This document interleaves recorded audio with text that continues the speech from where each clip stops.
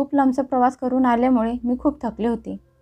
केशव स्वतः आमचं सामान घेऊन रोहितला वरच्या खोलीत घेऊन गेले. रोहित तर खोलीत गेले, पण मी तिथेच एकटीच राहिले. सगळे लोक दीपकसोबत खेळायचे सोडून माझी आणि नीताची तुलना करण्यात जास्त बिझी होते. मी एका कोपऱ्यात शांतपणे उभे होते. बाबांनी बहुतेक माझ्या मनाची अवस्था समजली होती. त्यामुळे ते माझ्याजवळ आले आणि म्हणाले, रोहितची खोली वरती आहे. तू पण थकली असशील. जाऊन थोडा आराम कर. जरा अंग टाक. मी म्हणाले, बाबा पण दीपक, तो पण थकला आहे आणि उपाशी पण आहे. त्याला भूक लागली असेल. मी त्याला सोबत घेऊन जाऊ? बाबांना प्रश्न विचारताना पण मी घाबरत होते. तेवढ्यात मागून नीताची आई आली आणि म्हणाली, फक्त 2 दिवसांसाठी आमचा नातू आमच्या जवळ आला आहे. मग नंतर तो तर कायम तुझ्याजवळच असणार आहे. जरा मन भरून त्याला बघू तरी दे. आईचं बोलणं ऐकून मी काही न बोलता पायऱ्या चढून वरती गेले. खोलीत गेले तर रोहित कपडे बदलून बेडवर पडले होते. डोळे बंद होते, त्यामुळे कळतच नव्हतं की ते झोपले आहेत का फक्त थकवा घालवण्यासाठी बेडवर आडवे पडले आहेत. समजणार तर कसं, कारण लग्नानंतर आमच्या दोघांच्या मध्ये एक भिंत उभी राहिल्यासारखी होती. मी जेवढी ती भिंत तोडण्याचा प्रयत्न करत असायचे, तेवढीच ती भिंत अजून वाढत असायची. मी हळूच बॅग उघडली आणि कपडे घेऊन बाथरूममध्ये गेले. आंघोळ केल्यानंतर खूप फ्रेश वाटत होतं. थकवा मिटवण्यासाठी मी पण रोहितच्या बाजूला बेडवर जाऊन आडवी पडले आणि डोळे बंद करून घेतले. मला आज पण तो दिवस खूप चांगला आठवतो, जेव्हा रोहितचे स्थळ पहिल्यांदा माझ्यासाठी आले होते. तेव्हा माझ्या मनाने रंगवलेली सगळी स्वप्न धुळेला मिळाली होती. पण माझ्या दारुड्या बापामुळे आणि सावत्राईच्या दबावामुळे एका मुलाच्या बापासोबत रोहितसोबत मला लग्न करायला तयार व्हावं लागलं. माझ्या मैत्रिणींना जसं माझ्या लग्नाच्याबद्दल समजलं, तशा सगळ्या माझे अभिनंदन करायला माझ्या घरी आल्या. लाजेमुळे मी त्यांना दीपकबद्दल सांगितलं नाही. पण माझ्या खूप जवळच्या मैत्रिणीसमोर, आशासमोर माझं सगळं दुःख डोळ्यातून अश्रूसोबत बाहेर आलं. ती म्हणाली, हे बघ मधू, मला माहीत आहे की तू या लग्नामुळे खुश नाहीस. पण मला हे पण चांगलं माहीत आहे की तू तुझ्या चांगल्या स्वभावामुळे तिथल्या लोकांची मनं जिंकून घेशील. त्या घरातल्या प्रत्येक वस्तूमध्ये नीताचं मन गुंतलं असणार. त्यामुळे तू ते मिटवण्याचा प्रयत्न नकळत पण करू नकोस. उलट तुझ्या चांगल्या स्वभावामुळे तू तिच्या आत्म्याला जिवंत ठेवण्याचा प्रयत्न कर. आशाने सांगितलेले लक्षात ठेवून आणि माहेरच्या कटू आठवणी विसरून मी लग्नाच्या पहिल्या रात्री रोहितची वाट बघत फुलांनी सजलेल्या खोलीत बसले होते. तेव्हा माझ्या मोठ्या नंदेला दीपक शांत होतच नव्हता. तो खूप रडत होता. म्हणून मी दीपकला माझ्याजवळ घेतलं, त्याला शांत केलं आणि तिथेच झोपवलं. रोहित खोलीत आले आणि म्हणाले, मधू, मी लग्न फक्त दीपकसाठी, माझ्या मुलासाठी केलं आहे. तू दीपकची आई जरी बनलीस तरी माझ्यासाठी तेच खूप आहे. यापेक्षा जास्त तू माझ्याकडून कुठल्याही गोष्टीची अपेक्षा ठेवू नकोस. असं बोलून रोहित माझ्याकडे पाठ करून झोपले. हे सगळं ऐकून मी सुन्न झाले. मनात खूप गोंधळ सुरू झाला. एकीकडे आशाने बोललेले शब्द मला माझे कर्तव्य लक्षात आणून देत होते आणि दुसरीकडे मन विरोध करायला तयार झालं होतं.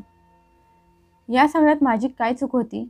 रोहितच्या नजरेत जरी मला नीताचे कर्तव्य पूर्ण करण्यासाठी या घरात घेऊन आले होते, दीपकची आई बनण्यासाठी आणले होते, पण मी कुठलीही कसर सोडली नव्हती.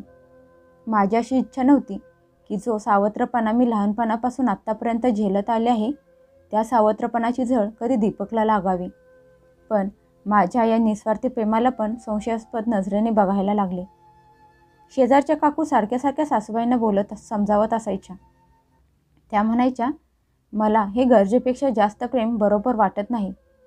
तू बघ, जेव्हा हिला स्वतःची मुलं होतील तेव्हा ती दीपकला बाजूला करेल. हा तर सगळा दिखावा आहे, दिखावा. हे सगळं ऐकून माझं मन सुन्न झालं. माझ्या सासूबाईंच्या मनात भीती बसली. पण त्यांना काय माहीत होतं की त्यांच्या मुलाने आजपर्यंत कधी माझ्या अंगाला हात लावला नाही, की कधी प्रेमाने माझ्याशी 2 शब्द पण बोलले नाहीत. पण मी सासूबाईंना सांगितलं होतं की घराचा वारस फक्त दीपकच राहील. तेव्हा कुठे जाऊन सासूबाईंचे मन शांत झाले. त्यांच्या मनाला आधार मिळाला. माझ्या या बोलण्याने माझ्या सासूच्या मनात माझ्यासाठी जागा तयार झाली. नंतर मग सासूबाईंनी मला व्यवस्थित रोहित आणि नीताच्या प्रेमाबद्दल, त्यांच्या लग्नाबद्दल, त्यांच्या नात्याबद्दल सांगायला सुरुवात केली. नीता रोहितच्या खूप खास जवळच्या मित्राची एकुलती एक बहीण होती. त्यामुळे लग्नात जास्त प्रॉब्लेम आले नाहीत. नीता आणि रोहितच्या लग्नानंतर केशव आणि रोहित त्या दोघांमध्ये मेहुण्यांच्या नात्यापेक्षा जास्त मैत्रीचं नातं होतं. नीता केशवची एकुलती एक बहीण होती. रोहितकडून मला समजलं होतं की केशवचं लग्न ठरलं आहे. ते पुढच्या महिन्यात आहे आणि रोहित त्यांच्या लग्नासाठी एकटेच जाणार आहेत. हे सगळं ऐकून मी विचार करायला मजबूर झाले. मी माझ्या दुःखाला एवढं मोठं समजलं होतं की नीताच्या कुटुंबाला विसरूनच गेले होते. दीपक पण केशवचा एकुलता एक भाचा होता. नीताची निशाणी दीपक होता. त्याच्यात ते नीताला बघत असायचे. त्याच्या पण मनात दीपकला भेटायला येत असणार ना? नक्कीच येत असणार. दीपक त्यांच्या मुलीचा मुलगा होता. तिची शेवटची आठवण होता. माझी अशी इच्छा नव्हती की माझ्यामुळे दीपक त्याच्या आजी आजोबांना त्याच्या मामाला भेटण्यापासून वंचित राहावा. त्यामुळे मी पण लग्नाला यायला तयार झाले. जेव्हा मी माझ्या निर्णयाबद्दल रोहितला सांगितले तेव्हा ते फक्त एवढंच म्हणाले, जशी तुझी इच्छा. पण तिथे गेल्यावर जर तुला कोण काही बोललं तर त्यासाठी मी जबाबदार नाही. हे ऐकून पण मी लग्नाला जायचा माझा निर्णय बदलला नाही. या सगळ्या गोष्टीचा विचार करत करत माझा कधी डोळा लागला मला समजलंच नाही. डोळे उघडले तर बघितलं की रोहित माझ्या बाजूला बेडवर नव्हते. आज मेहंदीचा कार्यक्रम होता. मी लगेच तयार होऊन खाली आली. तशी माझी नजर दीपकला शोधायला लागली. दीपक तयार होऊन नवीन कपडे घालून त्याच्या आजीच्या मांडीवर खेळत होता. मी थकल्यामुळे माझा डोळा लागला होता. मी नीताच्या आईच्या जवळ गेले आणि हसून विचारलं, दीपकनं काही खाल्लं का? त्या म्हणाल्या, हो खाल्ले. अगं भूक लागल्यामुळे खूप रडत होता. मी बॉटलमध्ये दूध गरम करून त्याला पाजलं. तेव्हा कुठं तो शांत झोपला. आत्ता अर्ध्या तासापूर्वी उठला आहे. तुला तर दीपकची जरा पण काळजी नाही. आमच्या डोळ्यासमोर त्याची ही अवस्था आहे. मग घरात काय होत असेल?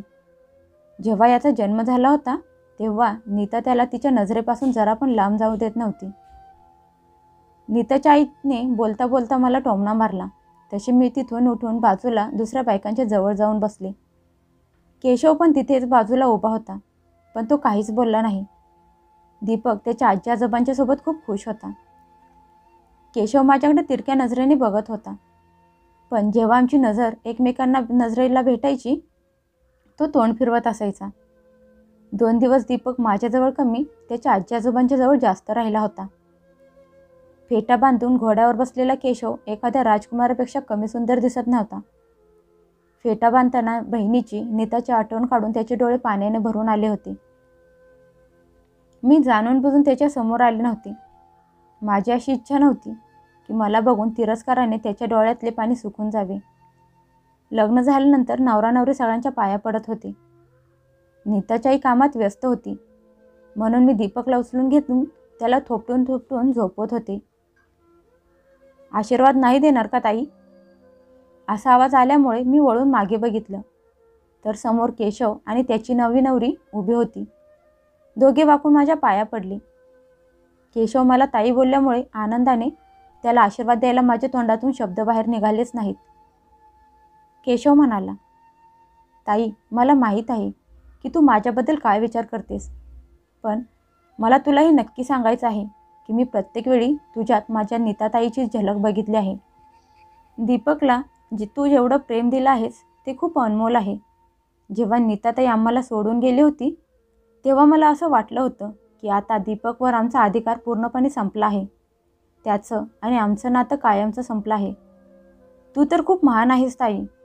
तू तुझ्या नवऱ्याच्या पहिल्या बायकोच्या कुटुंबाला एवढा मान सन्मान दिलास. जर तुझ्या जागेवर दुसरी कुठली मुलगी असती तर तिने सासरी पहिले पाऊल ठेवताच सगळ्यात अगोदर नवऱ्याच्या पहिल्या बायकोच्या तिच्या सवतीच्या सगळ्या आठवणी पुसून टाकल्या असत्या. पण तू माझ्या नीताताईचे अदृश्य अस्तित्व स्वीकारले आहेस. सगळ्यांच्या नजरेत जर ही गोष्ट खूप मोठी नसेल पण तू बघितलेली सगळी स्वप्न तुटली असतील तरी पण तू तुझ्या तुटलेल्या स्वप्नांना बाजूला ठेवून तुझ्या वर्तमानाला जखमी होऊन दिलं नाहीस. केशवने माझा हात हातात घेऊन हे सगळं बोलला तसं मी खरंच त्याच्या गळ्यात पडून हुंदके देऊन रडायला लागले. नीताच्या आई बाबा, रोहित, लग्नात आलेले सगळे पाहुणे हे दृश्य बघून स्तब्ध होऊन बघत उभे होते. मी केशवला मिठी मारली. ते दृश्य बघून सगळ्यांचे डोळे पाण्याने भरून आले. नव्या नवरीचा गृहप्रवेश करून बाकीच्या सगळ्या विधी पूर्ण करता करता रात्रीचा 1 वाजला होता. दीपक पण गाढ झोपला होता. कपडे बदलून मी पण बाहेर बेडवर येऊन झोपले. प्रत्येक वेळीसारखे यावेळी पण रोहित डोळे बंद करून झोपले होते. अचानक कोणाचा तरी स्पर्श माझ्या हाताला झाल्याचं जाणवलं. रोहितने त्यांचा हात माझ्या हातावर ठेवला आणि हळूच दाबला. काही न बोलता मला सगळं समजलं. तसं मी माझं डोकं रोहितच्या छातीवर ठेवलं. त्यांच्या छातीवर डोकं ठेवून असं वाटत होतं की एखाद्या तहानलेल्या वाळवंटात पाऊस पडत आहे. रोहितने त्यांच्या मिठीत मला अजूनच घट्ट पकडलं. मी पण स्वतःला सोडवण्याचा प्रयत्न केला नाही आणि डोळे बंद करून त्यांच्या मिठीत तशीच पडून राहिले. पण आज माझ्या डोक्यात माझ्या भविष्याच्या स्वप्नांचा, संशयास्पद विचारांच्या जागेवर एक सुखद स्वप्न तरंगत होतं.